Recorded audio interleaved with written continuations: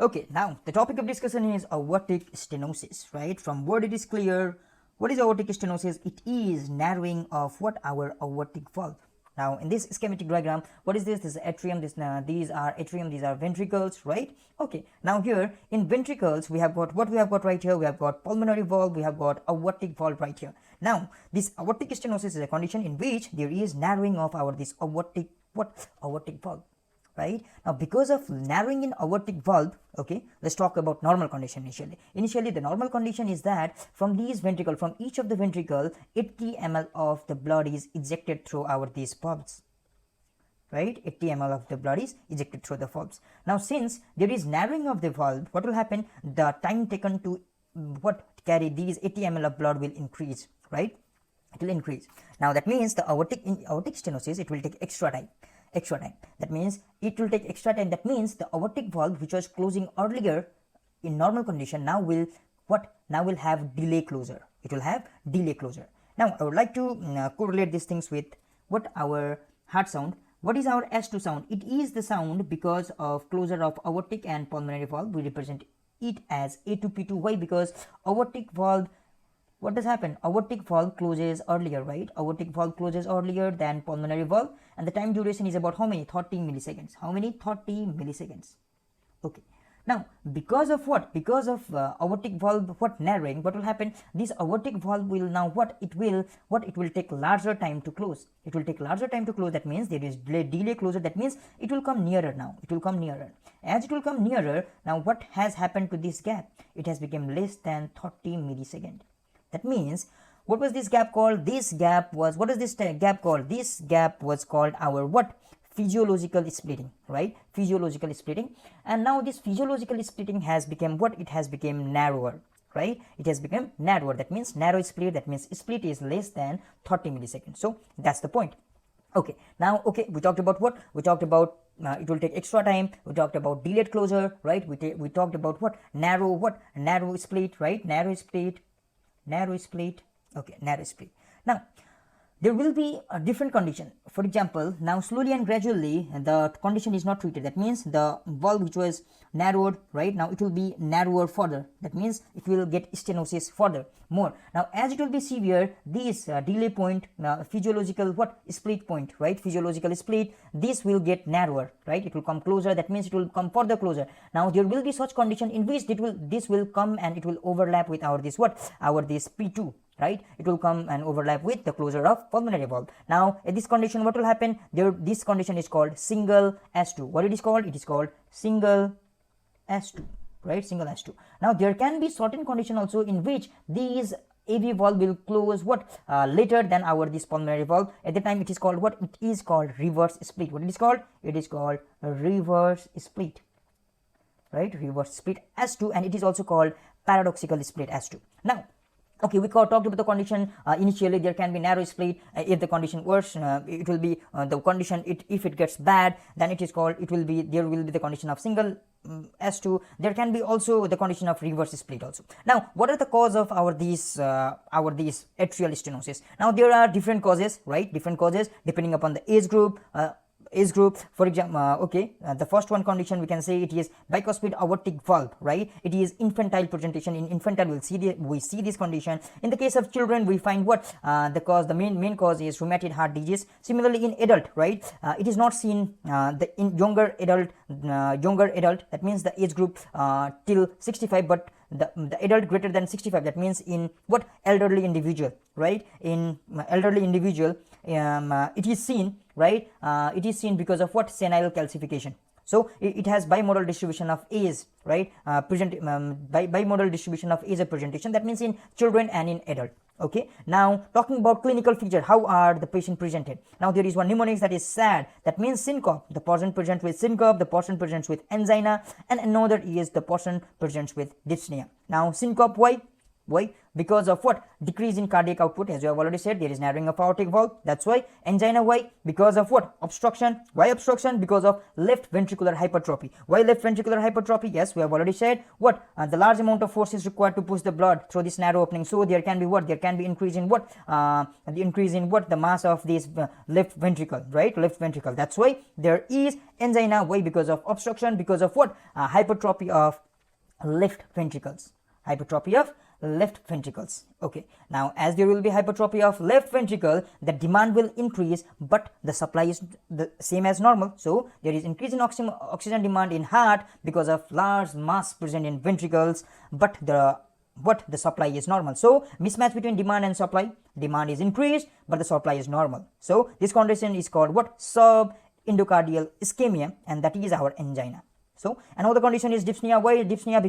Because increase in left ventricular filling pressure, right? Increasing left ventricular filling pressure to this area will, what it will do? It will cause what? It will cause pulmonary edema, right? And this is because of diastolic malfunctioning. So what are the clinical manifestation? These are syncope, angina, and our dyspnea. So moving further, what we can observe, right? Observation, what we can see in observation. And talking about observation, okay, we need to know about normal normal condition, right? Normal condition, condition of carotid artery, right? In normal condition, what will happen? In normal condition, this is our carotid artery, right? Carotid artery, pressure in carotid artery. Now here what we will find is in normal condition, right? In between systole, right? In between systole, we find what? We find increase in pressure. Okay, let me show it right here. What is this? This is our S1. What is this? This is our S1, and this is our S2, right? This is our S2. In middle of systole, right? Normally in carotid artery, pulse tend to peak in middle of systole. That means this, okay, here the pulse is what? In its peak level in middle of systole. Then slowly and gradually the pressure will decrease, right? And it will ease off. That means it will fade away, it will go away, right? With what? Dicrotic notch. As you can see here, dicrotic notch, right? Dicrotic notch. And this dicrotic notch, it will happen after what? Our S2. It will happen after our S2. This is the normal condition, right? Slowly and gradually the pressure is increasing.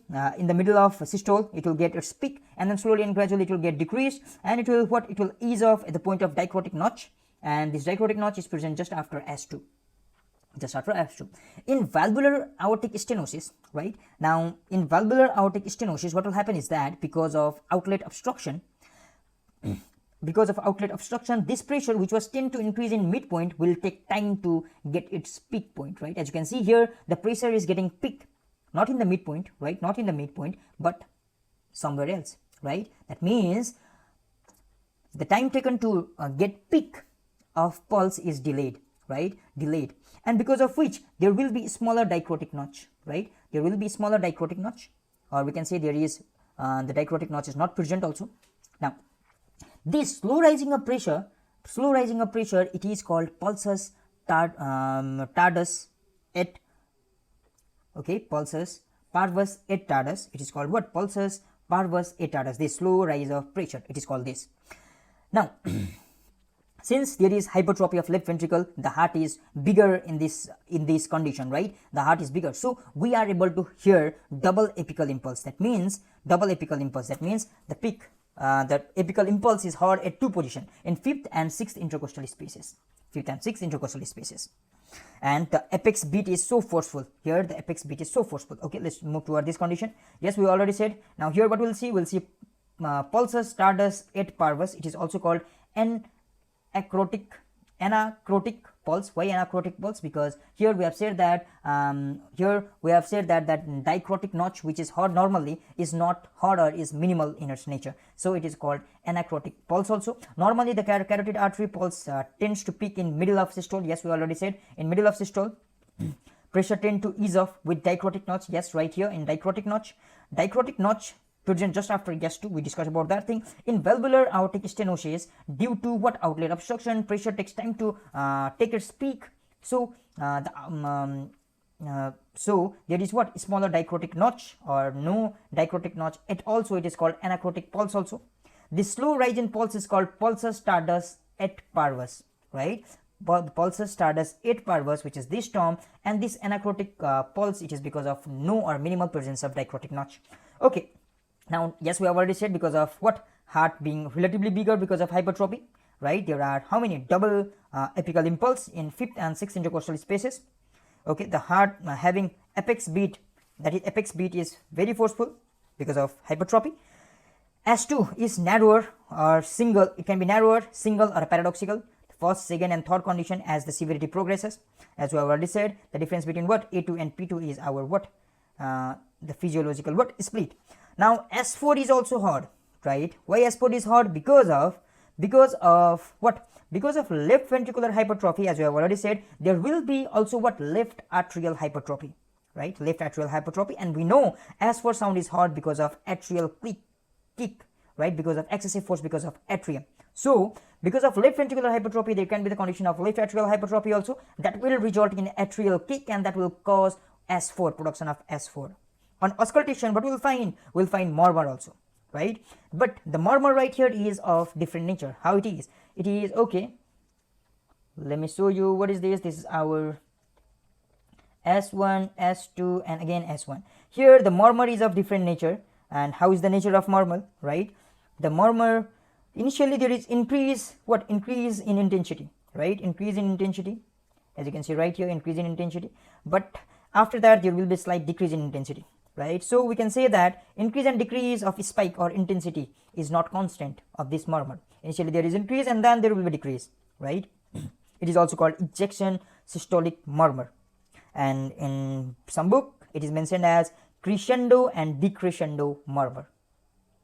It is what, yes, we have already mentioned that it is called anacrotic pulse because there is no presence of a dicrotic notch.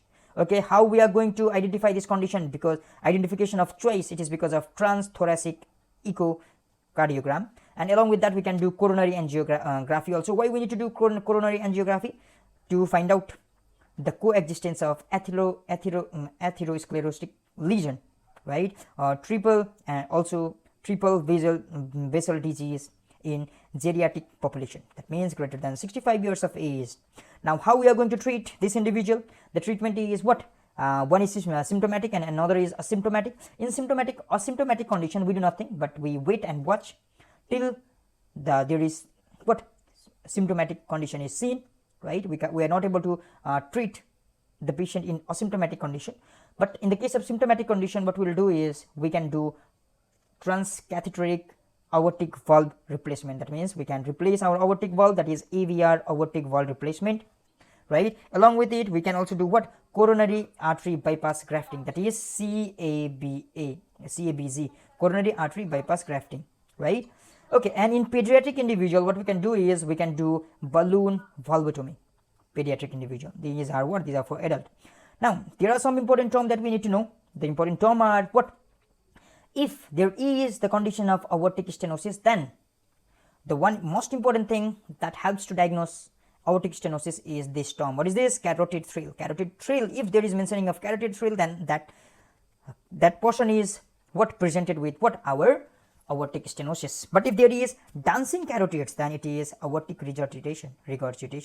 Okay, now we talked about aortic stenosis, right? But there are also other terms like severe aortic stenosis. Now this severe aortic stenosis, what is this?